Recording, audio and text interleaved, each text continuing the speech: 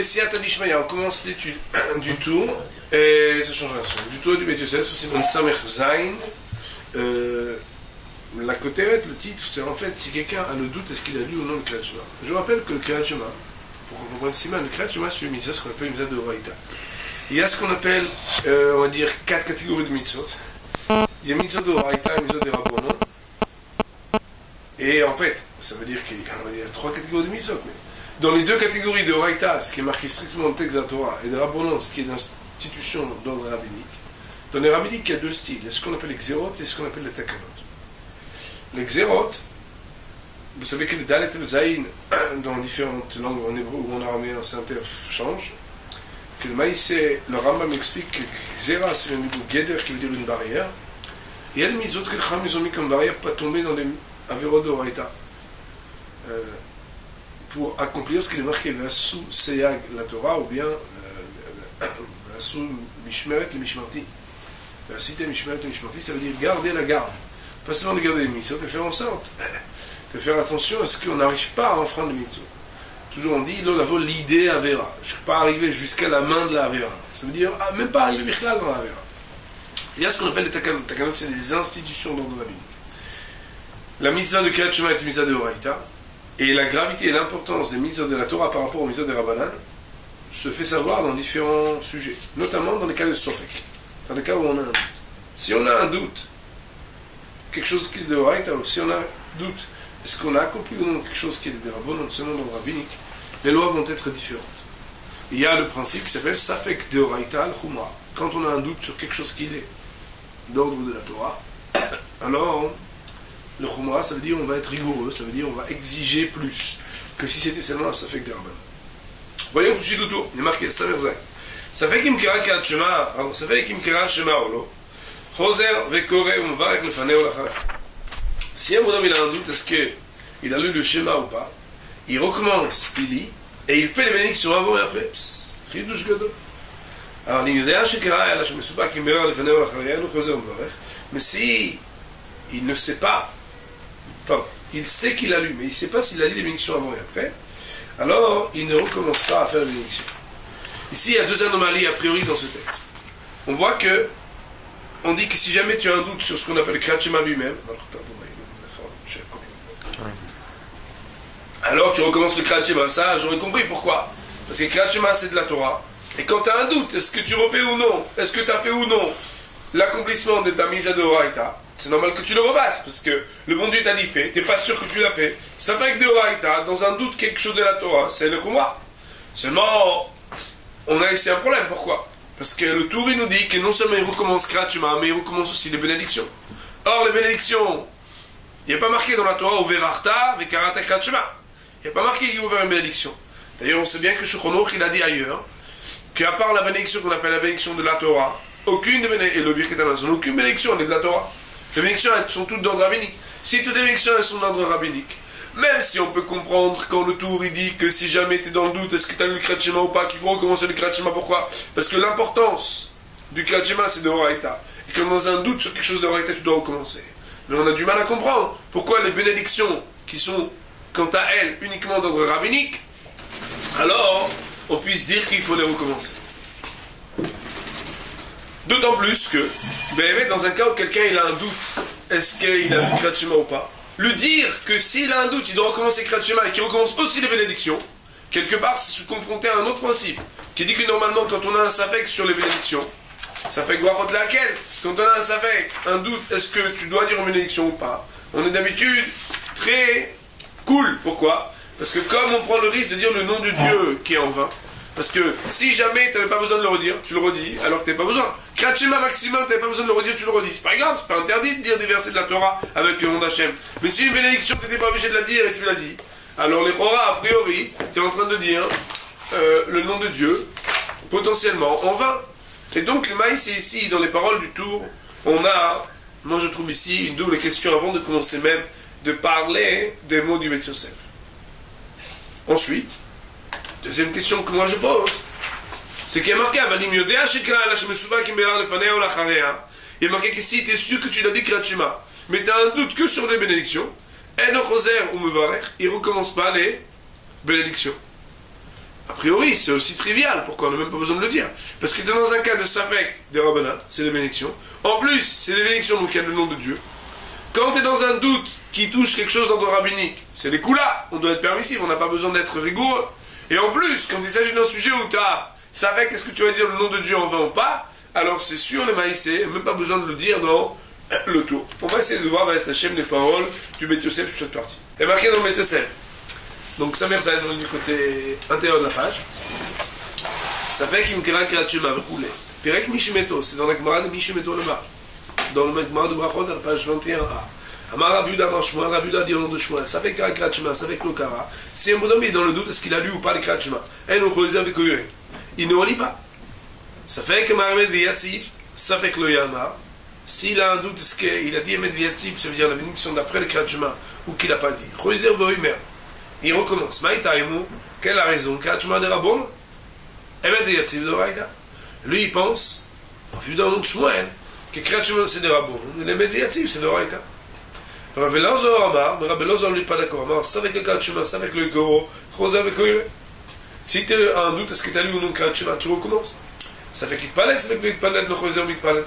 Par contre, si c'est la Hamida que tu as un doute, si tu l'as dit ou pas, alors tu ne recommences pas. Le Chora ici, ça veut dire quoi? Parce qu'il pense c'est le Raïda, le Kirat shema, et la Hamida, ça monte des Rabon. Le maïs, c'est un jour, quand on va étudier le Siman Koufret, on va apprendre là-bas hein,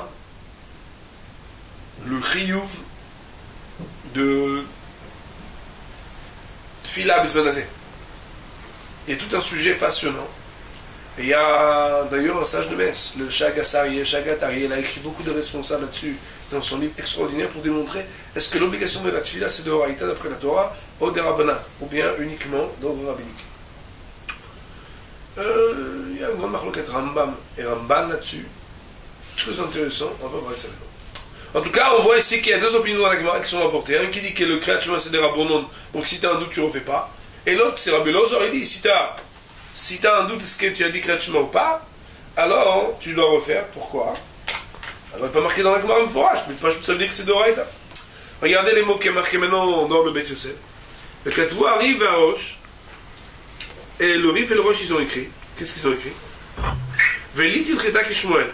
La loi, elle n'est pas comme Shmuel, d'un Kirat shema de Rabbonon, qui a dit que Kirat shema c'est de Rabbonon. Les Kaïm, parce que nous on tient le principe, le Kirat shema de Oraïta, que le Kirat shema c'est de Oraïta. Autrement dit, si tu as un doute, est-ce que tu as lu Kirat shema ou pas, tu considères le Kirat shema comme quelque chose qui est grave, comme quelque chose qui est important, quelque chose qui est de Oraïta. Prenne pas ça qu'un Rambam, mais c'est aussi le Rambam qui l'a tranché comme ça, après le Kirat shema, le deuxième chapitre de l'autre Kirat shema. Fait que t'as, et le Rambam il a écrit mes forages explicitement. Que s'il a un doute, est-ce qu'il a lu ou pas, qu'il doit relire. C'est le Rambam qui l'a dit que si tu as un doute, est-ce que tu dis Kirat shema ou pas? Est-ce que tu l'as dit ou pas? Tu le relis et tu relis les bénédictions aussi. Chidouche Rabotai. Donc on voit que méthodiquement, comme vous le savez, le Beth Yosef, Rabbi Yosef Karo, il se répète avant tout et surtout au Rif, Roche et au Rambam. Il amène le Rif et le Roche qui disent qu'on dit là à la Chak et Behemet, le Kirat shema, la portée et la hauteur du Kirat shema, c'est que c'est de Horaïta. Donc a priori de cela, il va de soi que si quelqu'un a un doute, est-ce qu'il a dit Kirat shema ou pas, puisque c'est Safek sur quelque chose qui est de Horaïta, les Humra, ça veut dire soit rigoureux, et ça veut dire le pète-le. Mais le Rambam, lui, il va un peu plus loin. Et le Rambam, il se permet de dire, et si tu as un doute, est-ce que tu as lu Kirat shema ou pas, tu le relis, c'est normal. Mais dis, le vorer, le vaner à la chaver, tu relis aussi les bénédictions avant et après. Renat Rabbeinu Yonah, et aussi c'est l'opinion de Rabbeinu Yonah.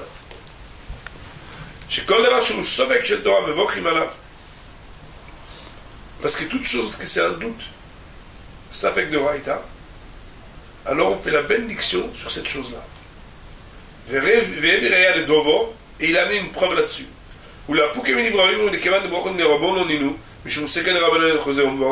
Et ça vient exclure l'opinion que nous on a voulu dire, gentiment, mais on s'est fait bien calmer tout de suite, qu'on a voulu dire que puisque les bénédictions c'est des rabbiniques, c'est des rabbonon, alors, c'est avec des rabbanan, on n'a pas besoin de dire.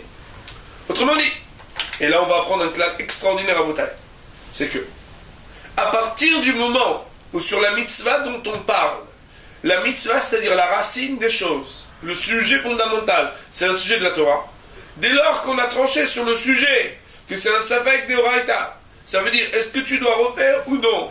On te dit oui. La mitzvah de Oraita, tu dois la refaire. Mais là, il en ressort automatiquement que la bénédiction ne regarde pas sa nature, mais on regarde sa fonction.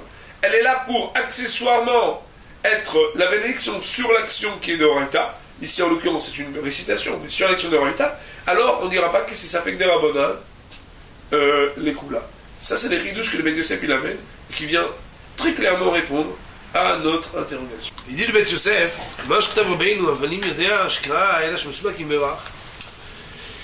mais ce qu'il a dit, donc, le tour, que si un bonhomme ici qu'il a écrit mais il est en doute, est-ce qu'il a fait la méditation ou pas? C'est comme ça que le Rambam il a écrit aussi.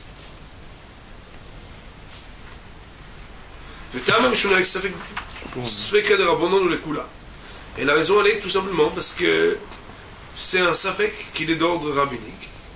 Et il est rabbinique, alors on est permissif dessus. On n'est pas rigoureux. On va voir, on va poser une question là-dessus. Rien que t'as roche, comme ça aussi le roche il a dit que si tu as un doute sur les bénédictions, tu ne fais pas. Adam a vu d'Amar Shmuel, que les paroles de Ravu d'Amar Shmuel, qu'il a dit, c'est avec le Kachma, c'est avec le Koran, qu'il a dit que Béhémet, si on a un doute de Kachma, alors on ne relit pas. Mishum de Kachma de Rabbonon, que d'après ça, le Kachma, il dit qu'il est d'ordre rabbinique. Mais quand il passe avec le Sheiltot, et Kol Brocha de Rabbonon, de là, il a dit le Sheiltot. Le Sheiltot, c'est une sorte de Midrash Halakha. De Kol Bracha de Rabbonon, qui est toutes les bénédictions de Rabbonon, d'ordre rabbinique. Im Isvekale Yamoron, si un bonhomme il a un doute, est-ce qu'il a dit les bénédictions de Rabbonon ou pas? Alors quoi? Il n'a pas à les redire.